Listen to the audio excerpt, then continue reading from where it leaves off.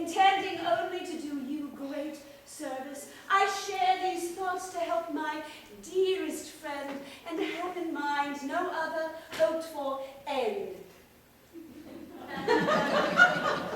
I fear thank you's too much to expect, though I hoped for at least a slight respect.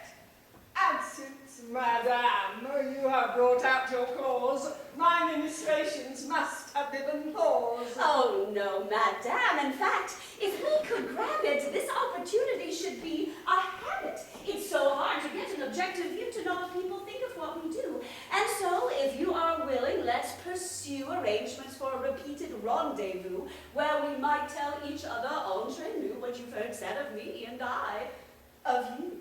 Oh, I'm sure it's only I who may condemn. No evil word is said of you by them. I think, madame, we're quick to censure sin, depending upon what season we are in. When one is fast approaching her September, it might be time to put out love's ember. When charms no longer stoke the proper mood, it might be time to play the role of prude. Perhaps when my attractions pass their spring, my tone will take on just your angry ring. I'll wait, though, till that moment appears.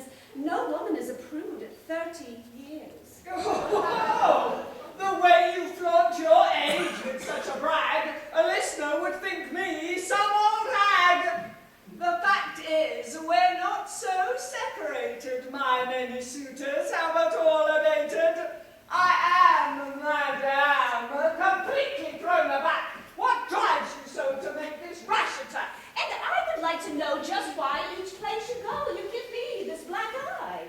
Am I to blame for your sad lack of touch, and that men don't quite want you now as much? If men should see me, pay me the respects, with an art to do the weakest sex, and utter vows that you would rather hear, what might I do to mollify your fear?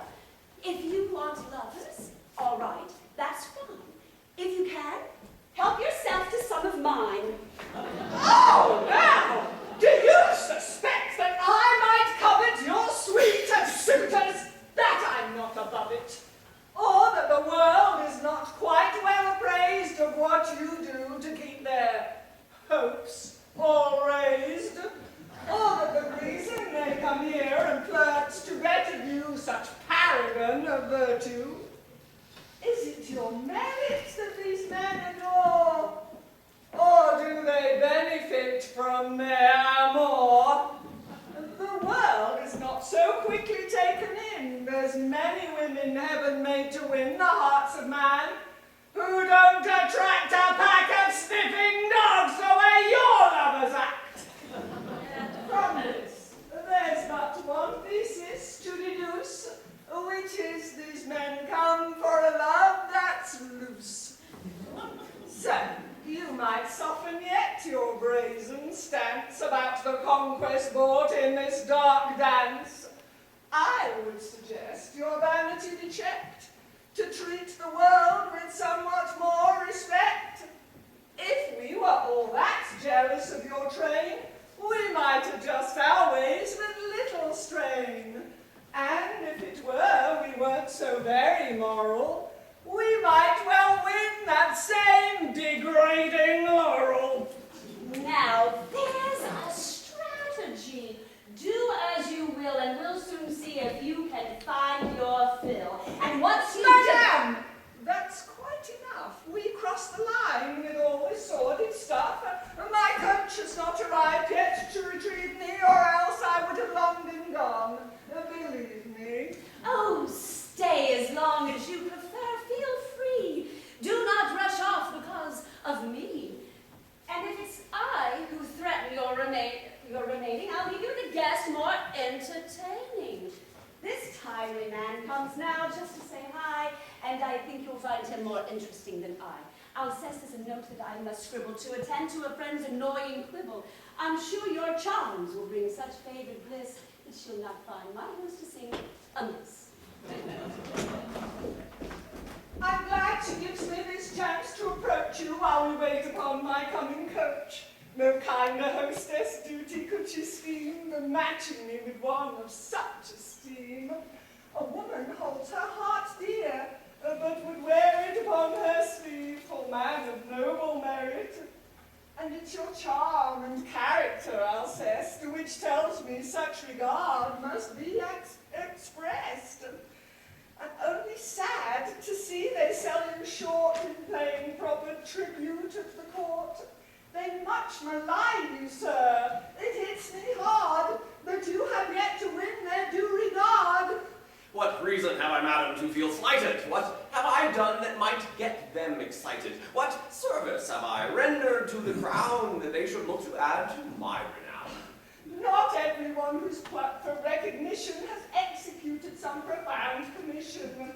Of your worth, sir, the world is well aware, and I'm appalled that they don't start to share. My worth, I think, is hardly worth such mention. The court has other things for its attention. I don't think they ought upset their agenda to seek out virtues for some slight addenda. They hardly need, I think, to seek you out. Your praise of late has been heard all about. Why, lately I've heard talk in your support by persons of significant import. Such praise these days is but a passing gas, which lumps us all together in a mass. When everyone's accorded such attention, such recognition's hardly worth a mention. I'd not call it significant exactly when it's afforded every little lackey. I only wish it were that you might feel there were some spot at court that might appeal. If of such thoughts I might have chance to learn, you might find that the wheels start to turn. There are some friendships I could utilize to see to it your star would quickly rise. You must know, madam, that my inclination is ill-disposed to such consideration. God made me not of stuff for a career within the court's affected atmosphere, and I would be the cause of such distress. I doubt that I would find there much success. My greatest talent lies in my sincerity, while flatterers are nothing of a rarity, and anyone so candid or so blunt for courtiers' career should never hunt. I realize outside the court we lose the weight which we might like to lend our views, but I prefer this life that's much more vital when it owes no dominion to a title. When reading bad verse, one need not excuse it while singing praises of some Monsieur Who's-it, nor need we cringe with anguish and with shame when not appeasing Madame What's her name. Oh, very well. I'll not press for such glory, and yet I'm troubled for your other quarry, and if you might permit me speak at will, I'd see you choose a lover with more skill.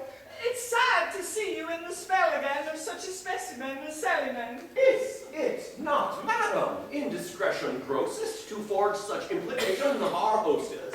It's hard to see your stature soiled, see, when you are victim of disloyalty. It's my pure love for you that is the reason I must apprise you of such wicked treason. I thank you, madam, for that soothing dart. Such words do so content a lover's heart.